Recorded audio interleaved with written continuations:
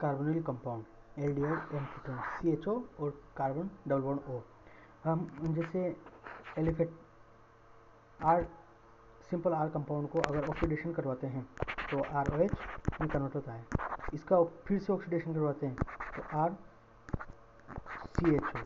अगर इसका फिर से ऑक्सीडेशन करवाते हैं RCOOH, इसमें कन्वर्ट होता है। और COOH को अगर इसे फिर से ऑक्सीडेशन करवाते हैं तो ये CO2 गैस बाहर निकल जाती है, वापस से इसमें कन्वर्ट हो जाता है,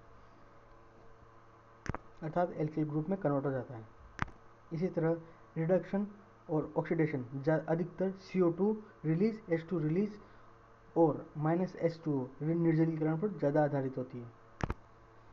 एल्किल हैलाइड की अगर O3 के साथ रिएक्शन करवाते हैं तो सबसे पहले अल्फा हाइड्रोजन बाहर निकलेगा जो HX को लेकर बाहर निकल जाएगा और डबल बॉन्ड का फॉर्मेशन करेगा। O3 के साथ ऑक्सीडेशन करवाने पर एल्डिहाइड और कीटोन CHO और COO का निर्माण करेगा। एल्कीन डबल बॉन्ड का अगर H2SO4 के साथ Hg मरकरी की सरफेस पर अगर ऑक्सीडेशन करवाते हैं तो CHO और कीटो ग्रुप प्राप्त होता है। एल्कोहलिक ग्रुप का कॉपर के सरफेस पर 300 डिग्री सेल्सियस पर करवाते हैं, रिएक्शन करवाते हैं, तब एल्डिहाइड और कीटो ग्रुप प्राप्त होता है। अगर इसका आधिक्य में करवाते हैं तो COOH प्राप्त होता है। RCH2OH की अगर PCC के साथ रिएक्शन करवाते हैं तो इसका ऑक्सीडेशन होगा, जो कि इसके जो इस वाले कार्बन के हाइड्रोजन के साथ ऑक्सीजन को बाउंड करेगा, -H2O का निर्जलीकरण होगा, जिस वजह से एल्डिहाइड और कीटोन ग्रुप बनेगा। RCHO और CHOH एल्कोहलिक ग्रुप और एल्किल ग्रुप का अगर H+ K2CR2O7 के साथ ऑक्सीडेशन करवाते हैं तो कीटो ग्रुप प्राप्त होता है। COOH RCOOH के साथ अगर MNO या फिर KMNO4 के साथ रिएक्शन करवाते हैं या फिर HiO4 के साथ अगर रिएक्शन करवाते हैं तो कीटो ग्रुप और एल्डिहाइड ग्रुप प्राप्त होता है। एस्टर का अगर RMGX के साथ, वो एस्टर के ग्रुप के तो आसानी से बॉन्ड तोड़ देगा, क्योंकि मानो ये R है तो यहाँ पर ऑक्सीजन से ये तो सब R सेम हो गया, ROCH3 इसके साथ करवाते हैं तो या तो ROH बनेगा या CH3OH बनेगा, R के साथ बाउंड हो जाएगा। ठीक है। R alkyl group cyanide group के साथ RMGX के साथ जब रिएक्शन करवाते हैं तब इसका रिडक्शन होगा CH2NH2, लास्ट CH2 और NH2, उसके बाद फर्दर रिएक्शन करवाते हैं तो एल्किल ग्रुप और NH3 बाहर निकल जाएगा। RC ये भी वही अभिक्रिया है जो PDBaSO4 के साथ रिडक्शन करवाते हैं, तब यहाँ OH जुड़ेगा जो कि NH3 में कन्वर्ट करेगा OH, और बाद में इसको एल्डिहाइड और कीटोनिक ग्रुप या फिर COOH में कन्वर्ट कर देगा। इसको भी RMGX के साथ जब रिएक्शन करवाते हैं तब COOH या CHO में कन्वर्ट कर देगा, अर्थात कीटो या एल्डिहाइड ग्रुप में कन्वर्ट कर देगा ऑक्सीडेशन में। RCOOCl ये सब रिएक्शन सब्स्टिट्यूशन रिएक्शन है। जब साइनाइड BaSO4 के साथ PDBaSO4 के साथ अभिक्रिया करवाते हैं इसे रोजरमुंड अभिक्रिया कहते हैं। RCOCl के साथ अभिक्रिया करवाने पर SnCl2 HCl के साथ अभिक्रिया करवाने पर जैसे ही OH ग्रुप यहाँ कार्बन पर जुड़ेगा, अर्थात सब्स्टिट्यूशन देगा, तब ऑक्सीजन का इलेक्ट्रॉन वापस अपने बॉन्ड में डालेगा, तब एल्डिहाइड ग्रुप का निष्कासन होगा जो कि SnCl या HCl के साथ बाहर निकल जाएगा। इसे स्टीफन अभिक्रिया कहते हैं। RCH डबल बॉन्ड CH2, इसकी अगर कार्बन मोनोऑक्साइड और H2 के साथ अभिक्रिया करवाते हैं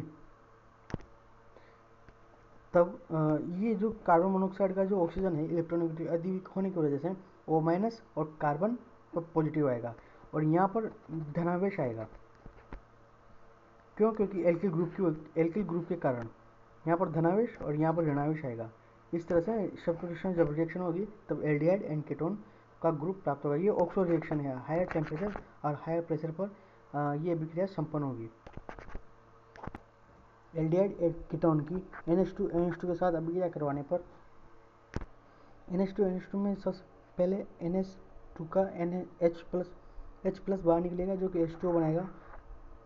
फिर सब यहाँ का जो ऋणावेश है वो कीटो के ग्रुप के साथ सब्स्टिट्यूशन रिएक्शन देगा। उसके बाद जो कि योगात्मक अभिक्रिया होगी, उसके बाद एलिमिनेशन देगा, एलिमिनेशन प्रोसेस फॉलो करेगा, जिसे करीब करीब एल्डोल अभिक्रिया भी कहा जा सकता है। फिर बाद में रिडक्शन होने के बाद N2 को बाहर निकाल देगा, जिस वजह से एल्किल ग्रुप प्राप्त होगा। इस अभिक्रिया को वुल्फ-किर्शनर रिडक्शन कहते हैं।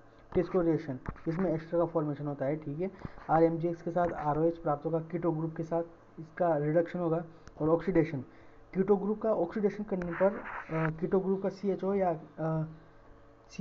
या फिर ketone group oxo group COOH में कन्वर्ट होता है ऑक्सीडेशन में। K2CR2 है, KMnO4 है। और इसका रिडक्शन LiLH4 के साथ रिडक्शन करवाने पर ROH प्राप्त होगा। और अधिक रिडक्शन करवाने पर निर्जलीकरण होने पर सिंपल एल्किल ग्रुप प्राप्त होगा।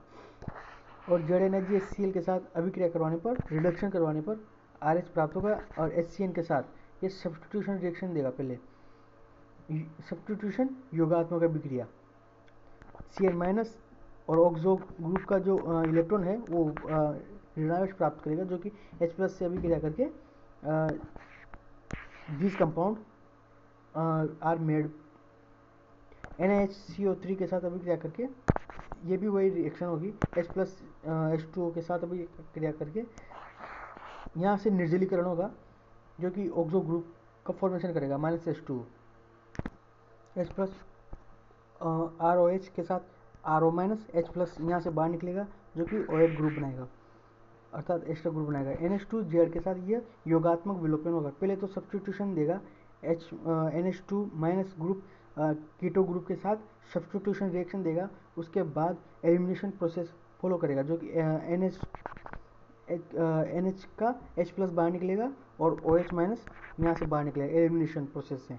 उसके बाद OH- यहाँ वीक बेस होगा।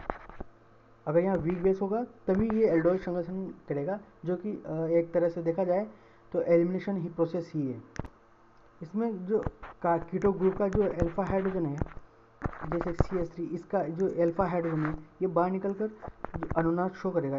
यहाँ जो ऋणावेश आएगा वो अनुनाद शो करेगा, यहाँ से O- और जो इलेक्ट्रॉन है वो अपने बॉन्ड में डाल देगा, अनुनाद शो करेगा। इस वजह से कीटो ग्रुप CH2-, ये एल्डोल संघनन की प्रक्रिया को फॉलो करेंगे। Thank you.